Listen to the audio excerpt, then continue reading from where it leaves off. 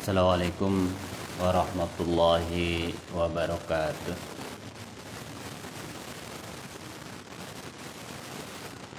Alhamdulillahilladzi ahyana ba'da ma amatana wa ilaihi nusyur. Asyhadu an la ilaha illallah wahdahu la syarikalah wa asyhadu anna Muhammadan abduhu wa rasuluh. Allahumma sholli ala nabiyyina Muhammadin wa ala alihi wa ashabihi ajma'in. Amma ba'd. Wallahu ta'ala a'udzu billahi minasyaitonir rajim. Aqimis salata liduluki syamsi ila ghasaqil lail wa qur'anal fajr. Inna qur'anal fajri kana mashhuda.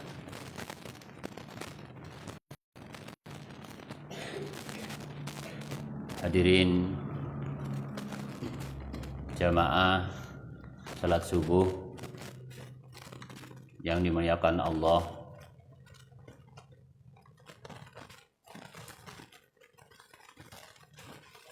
kita mengingatkan kembali, belajar kembali di pagi hari ini. Dulu pernah kita sampaikan sebuah hadis, kun aliman au muta'aliman au mustami'an wala takun khamisan fatahlik.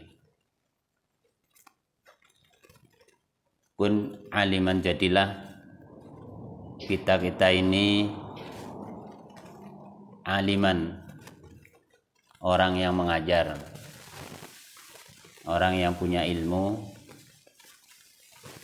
Yang kedua, au muta'aliman, atau kita pembelajar yang senantiasa belajar di majelis taklim semacam ini, atau di antaranya adalah semacam ini.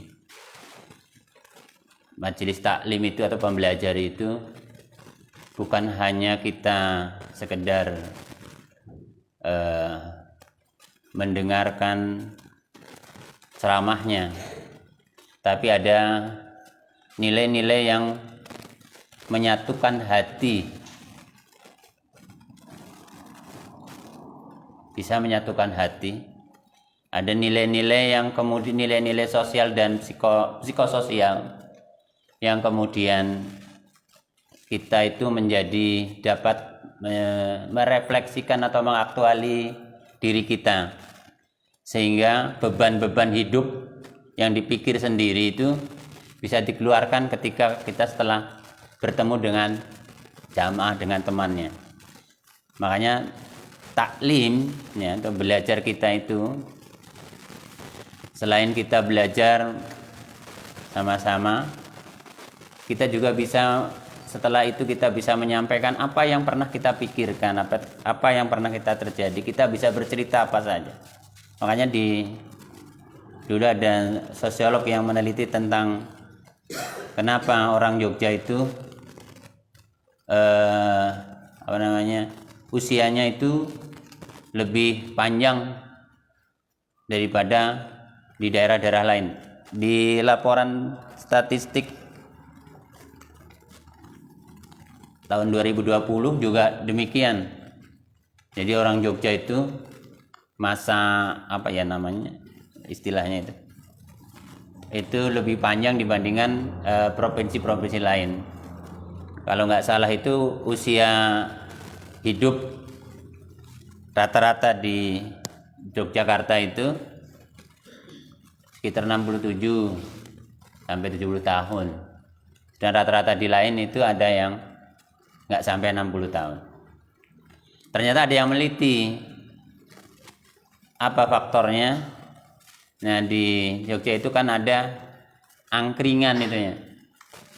Ada angkringan itu makanan rakyat, ya, makanan rakyat yang murah meriah. Dulu waktu saya masih sekolah atau mahasiswa, ya 150 itu sudah bisa mengganjal perut. Dan dia 150 perak ya, bukan ini 150 perak. Kalau sekarang ya kemarin waktu kita tahun 2013 saya kembali ke Jogja itu 1.000, 2.000 ya. Jadi nasi kucing namanya. Nasi kucing itu kan nasi 1.000. Ya, nah di situ tuh bukan karena nasi kucingnya ternyata orang nggak bawa uang 1.000, duduk di situ ngobrol, menceritakan beban hidupnya itu di situ. Termasuk ini misalnya masalah-masalah demo, diceritakan itu semua. Jadi apa artinya beban yang ada di pikiran dan di hatinya itu bisa terkeluarkan, terekspresikan. Nah itu diantaranya. Jadi taklim itu silaturahmi kan kalau bahasa kita itu. Jadi silaturahmi itu akan menyambung, memperpanjang hidup. Di antaranya begitu, kita bisa memposisikannya manfaat dari kita taklim. Di antaranya adalah bukan hanya kita mendapatkan ilmu, tetapi kita bisa menyambung silaturahmi, kemudian bisa mengaktualisasi diri kita, bisa berpikir apa yang di dalam jamaahnya itu harus disampaikan adalah melalui taklim, melalui silaturahmi. Manfaatnya sangat banyak. Jadi kun aliman aw muta'aliman aw mustami'an. Ya, atau posisi hanya ya kita sekedarlah di taklim itu di forum pembelajaran itu mustami'an lah, kita menjadi mustami' aja yang bagus, pendengar yang bagus. Ternyata mendengarkan juga, belajar mendengarkan itu tidak mudah. Coba aja anak itu nggak bisa mendengarkan kan, dia ketika ada orang bicara kepengen bicara juga. Jadi menjadi mustami' pendengar itu tidak gampang. Ternyata perlu belajar juga, belajar mendengarkan. Ya. Au muhibban, atau pada posisi yang keempat, muhibban, mencintai ulama, mencintai forum keilmuan atau pengajian, ya. Menjadi guru atau menjadi siswa atau menjadi hanya pendengar saja, atau setidaknya adalah au muhibban, kita mencintai ilmu. Wala takun khomisan, jangan menjadi posisi yang kelima. Posisi yang kelima ya tidak, guru juga tidak, mengajarkan juga tidak, belajar juga tidak mau, ya, mendengarkan saja tidak mau, ya, juga tidak mencintai ilmu pengetahuan. Maka itu yang golongan yang kelima. Kata Nabi, fatahlik, celaka.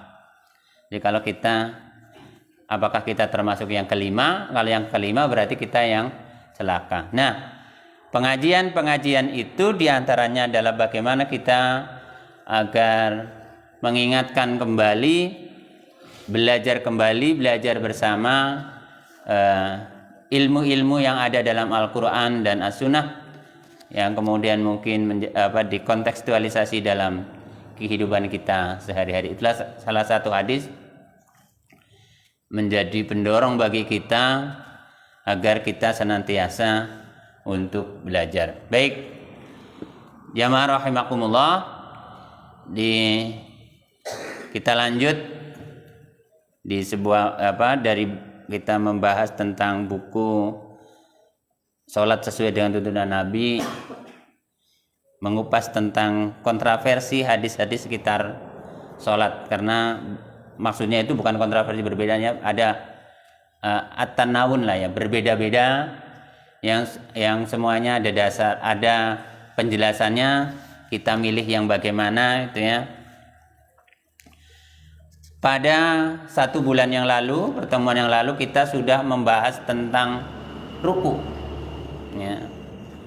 Ruku, kemudian bacaannya, ya. Jadi ketika kita ruku adalah angkat kedua tangan seperti takbiratul ihram sambil bertakbir Allahu Akbar, kemudian menuju pada posisi ruku, ya. Kemudian membaca, bacaannya itu bermacam-macam, ada yang subuhun kudusun rabbul malaikati waruh, subhanallahumma rabbana wa bihamdika allahumma firli, subhana rabbiyal azim, ya.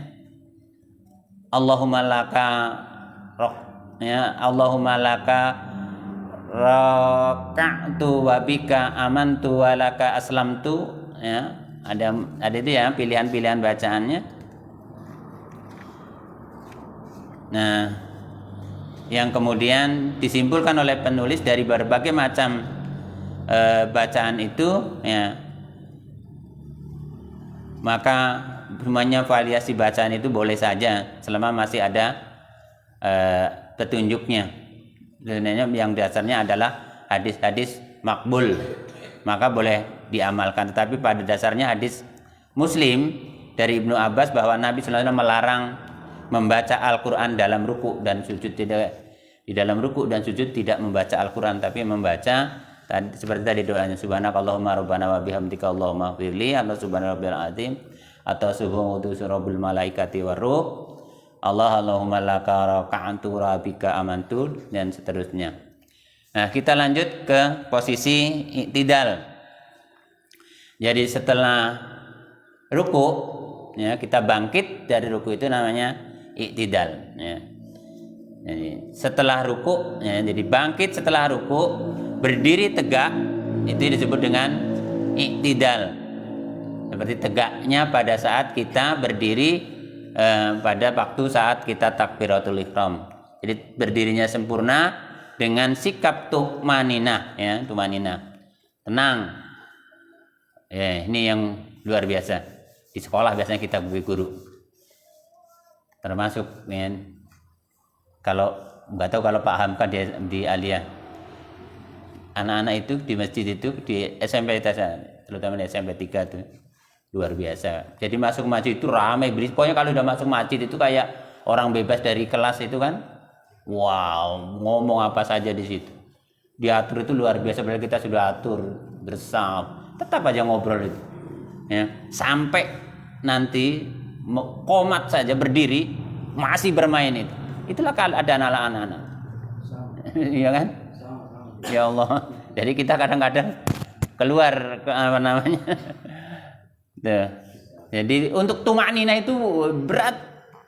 Ternyata mengajarkan tumanina ke anak-anak, ya. Untuk fokus sebentar saya berdiri untuk tumanina, ya, pada saat kita mau sholat, untuk bagaimana agar kita niat kita fokus biar tumanina itu luar biasa mengaturnya. Menurut saya itu paling berat, ya, untuk ngatur itu. Karena kalau sendiri, tapi kalau mungkin banyak gurunya, ya kan kadang-kadang orang lain, guru lain kan nanti pas sudah ruku sudah baru datang, ya kan. Jadi itu. Jadi untuk tumaninah itu kita memang harus belajar dengan anak-anak kita, juga harus diajari bagaimana kalau di masjid ketika kita mau sholat. Jadi kalau mau sholat itu bukan menunggu sholat imamnya ruku takbir dulu, ya, sama-sama kita bersikap berdiri tumaninah, sehingga kita niatnya itu, ya, bisa mengkhusukkan sholat kita. Jadi ruku yang tadi tegak lurus seperti sikap sempurnanya kita, dan tenang atau tumaninah didasarkan kepada sebuah hadis, ya, saya bacakan sebuah hadis. Sumarka hatta tatma'inna raqi'an, sumarfa hatta ta'tadila qa'iman thummasjud. Hadis riwayat Bukhari, jilid 1, hadis yang 193, 92, ya, di catatan bukunya. Di Muslim jilid 2, hadis ke 10, ya, nomor 911. Itu di hadis itu. Itu marka hatta tatma'inna raqi'an. Kemudian rukulah hingga tenang. Dan ruku juga tuh, ya, ruku hingga tenang. Tsumarfa hatta ta'dila qa'iman. Kemudian angkatlah kepalamu hingga tegak berdiri, ya, tenang ya. Tsummasjud, kemudian sujudlah. Ini hadisnya masih panjang ya.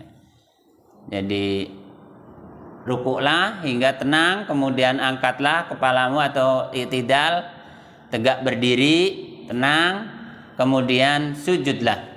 Ya, muttafaqun alaih. Pada saat i'tidal dituntun untuk atau dituntunkan untuk mengucapkan sami Allahu liman hamidah, Rabbana walakal hamd. Ya, jadi membaca itu. Apa artinya sami Allahu liman hamidah? Maha mendengar Allah pada siapa yang memujinya. Ya Tuhan kami, walakal hamd, bagimulah segala pujian. Ini hadis muttafaqun alaih dari Ibnu Umar. Kemudian sambil mengangkat kedua tangan, itu muttafaqun alaih. Menurut Abi Qilabah bahwa Malik bin Al-Huwairis bila mengangkat kepalanya dari rukuknya, ia mengangkat kedua tangannya dan menceritakan bahwa Rasulullah Shallallahu Alaihi Wasallam melakukan yang demikian. Hadis muttafaqun alaih. Jadi muttafaqun alaih. Bila berjamaah, maka setelah imam mengucapkan sami Allahu liman hamidah, makmum cukup membaca Rabbana walakal hamd atau Rabbana lakal hamd, atau boleh juga Allahumma Rabbana walakal hamd. Dari muttafaqun alaih dari Anas bin Malik dan Abu Hurairah, atau membaca bacaan yang lebih panjang, Rabbana lakal hamdu mil as-samawati wal ardi wa mil ama bainahuma wa mil ama syi'ta min syai'in ba'. Atau yang biasa kita baca itu. Kan kita sudah jelaskan bacaan-bacaannya, jenis bacaannya.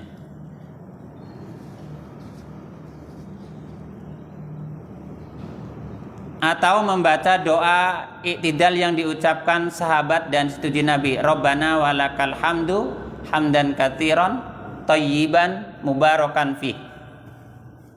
Ya Tuhan kami, bagimulah segala pujian, pujian yang banyak lagi baik, yang penuh berkah di dalamnya. Jadi banyak variannya membaca apa saja. Yang terkenal kan sami Allahu liman hamidah, Rabbana lakal hamdu mil'us samawati wa mil'ul ardi wa mil'u ma syi'ta min syai'in ba'd. Yang populer ya, sejak kita SD itu diajari itu.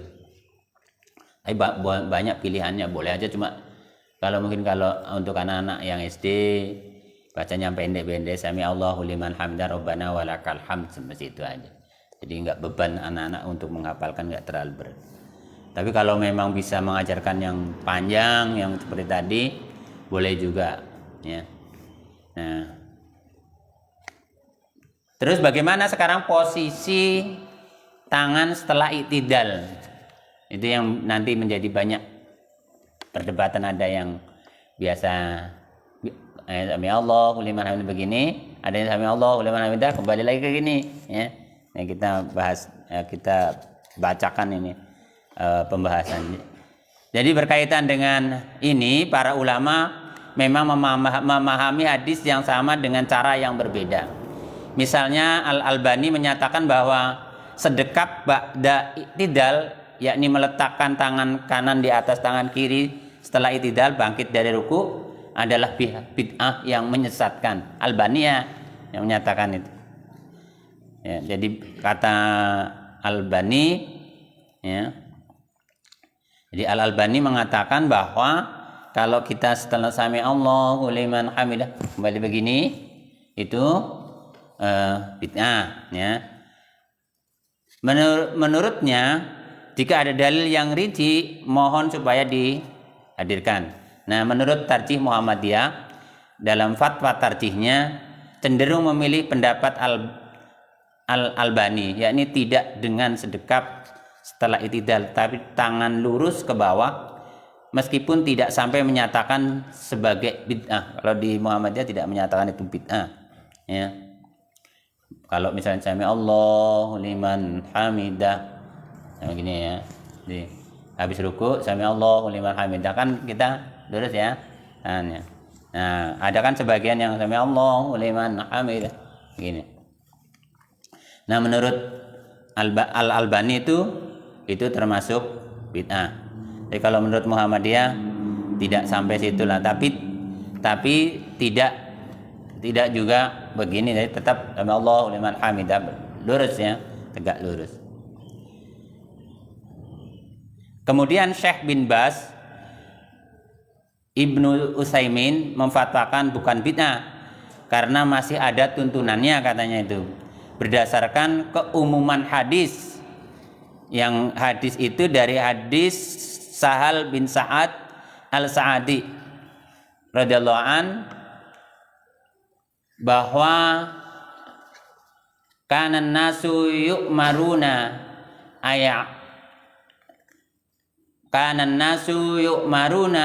ayadha ar-rasulu yadahul yumna ala dira'ihil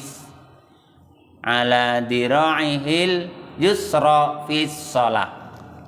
Jadi orang-orang yang diperintahkan oleh Nabi agar meletakkan tangan kanannya di atas lengan kirinya dalam sholat, katanya ini ya. Catatannya, hadis ini diriwayatkan banyak ya, di Al-Bukhari, Malik, Al-Baihaqi. Penjelasan lengkap pandangan Ibnu Baz dan Ibnu Utsaimin mengenai hal ini silakan dibaca dalam kitab Majmu' Fatawa Ibnu Baz ya, atau Fatawa Arkan Al-Islam dan Majmu' Fatawa Ar-Rasi Al-Ibnu Utsaimin. Dibahasakan Indonesia, sudah diterjemahkan oleh ulama-ulama Persis dari Bandung.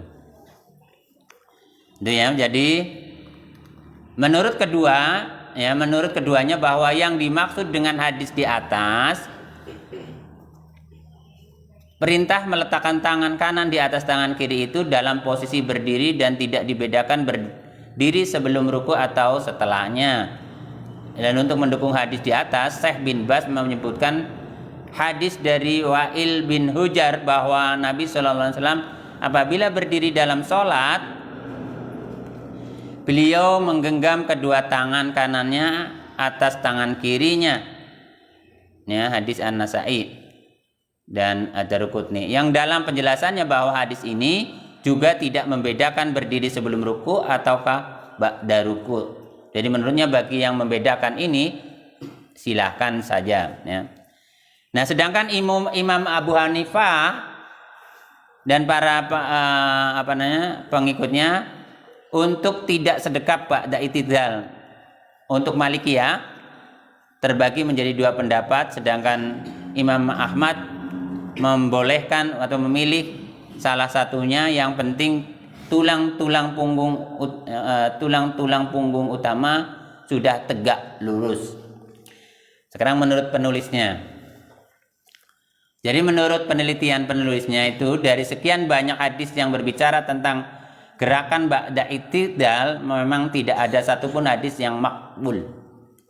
Jadi tidak ada yang makbul yang secara tegas merinci letak tangan ba'da itidal, kecuali semuanya atas dasar interpretasi atau penafsiran terhadap hadis tersebut atau tafsir dari hadis tersebut.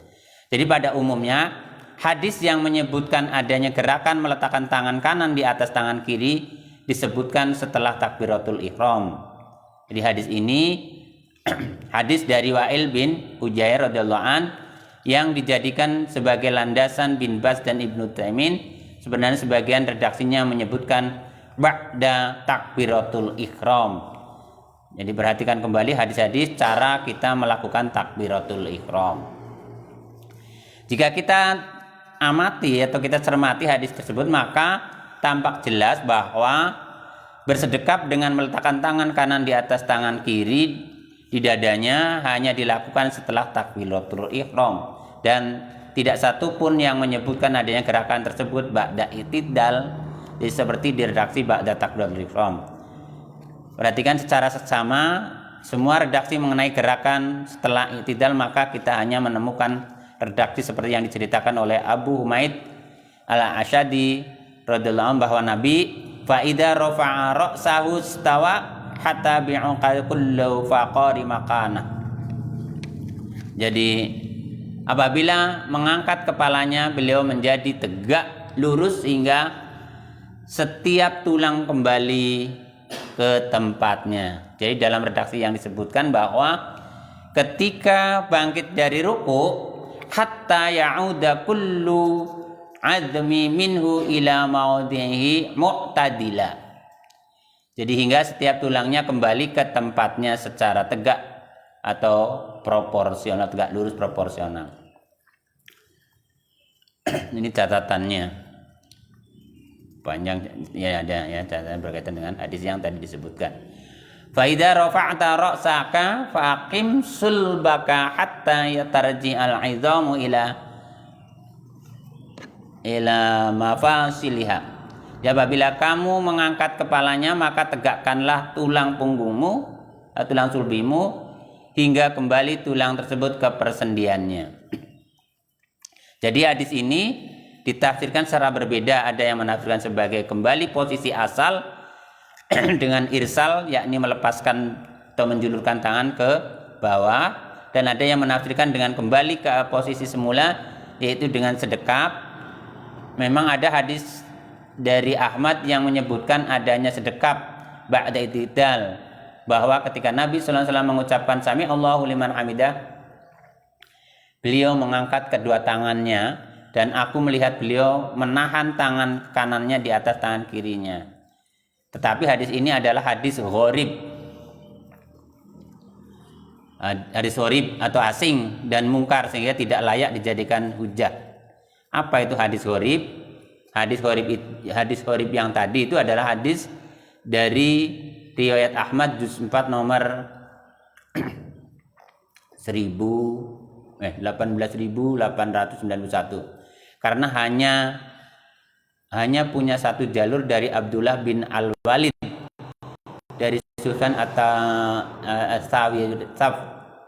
Safri dan Asim bin Kulayab dari bapaknya dan seterusnya ya.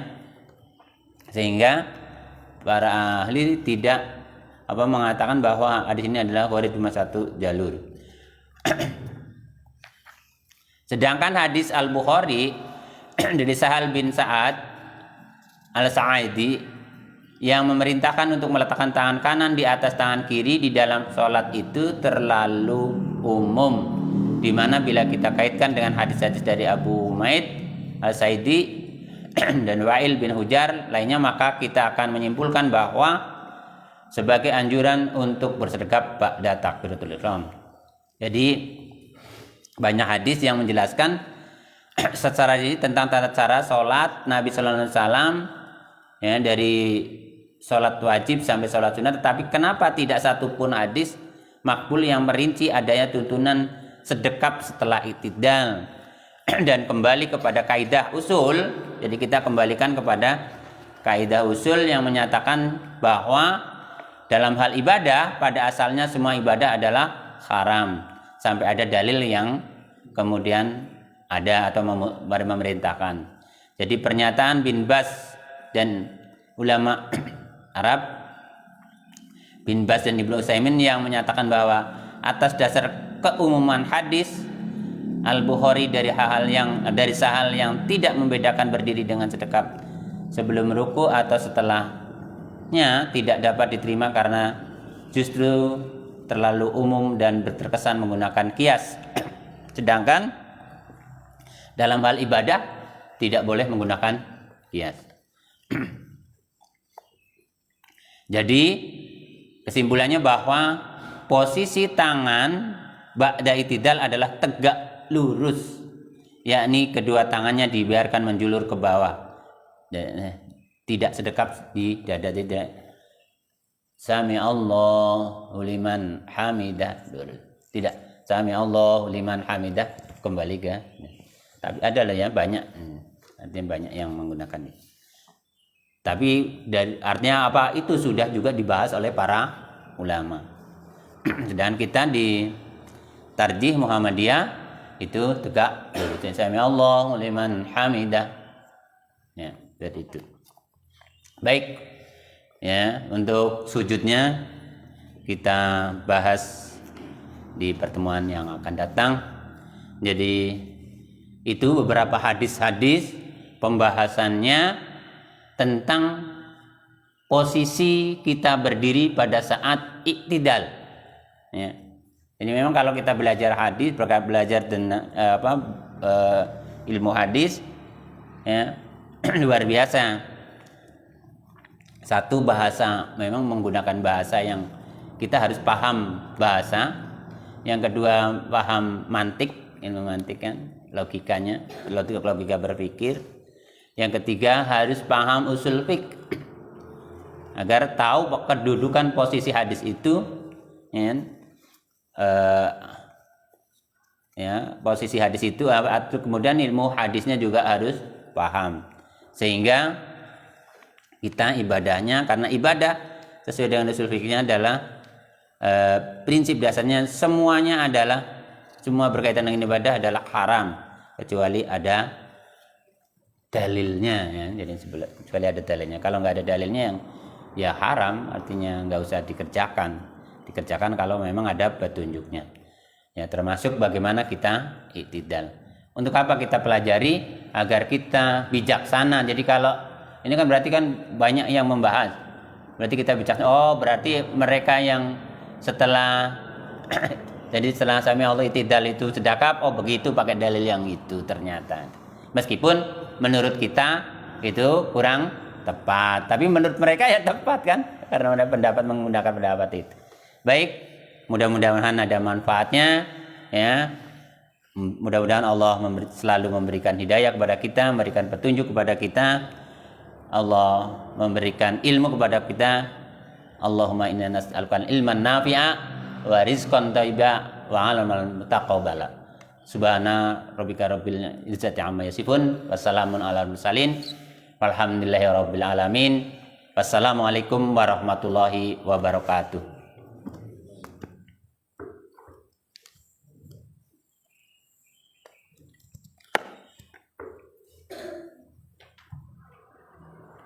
Kalau waktu surupnya masih lama, jam 6:12. Ya.